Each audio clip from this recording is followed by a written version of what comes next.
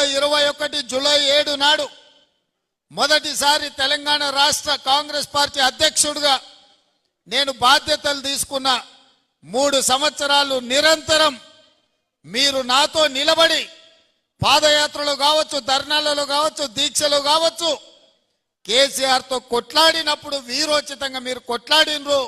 ఈ 3 సంవత్సరాలు మొన్న జూలై 7, 2024 నాడు 2 రోజుల క్రితం 3 సంవత్సరాల కాలాన్ని మనం పూర్తి చేసుకున్నాం. ఈ 3 ఏళ్ళు మీరు కష్టపడి కడుపులో పెట్టి చూసుకొని భుజాల మీద మోసిండ్రు కాబట్టే ఇవాళ పిసిసి అధ్యక్షుడి నుంచి తెలంగాణ రాష్ట్రానికి నేను ముఖ్యమంత్రి అయినా ఎప్పటికీ కార్యకర్తలను గుర్తు పెట్టుకుంటా. ఇవాళ నేను ఈ స్థాయికి ఎదగడానికి ఉపయోగపడ్డ ప్రతి కార్యకర్తకు నేను ఈ వేదిక మీద నుంచి కృతజ్ఞతలు తెలియజేస్తున్నా. ఈ పదవి నాయకుల వల్ల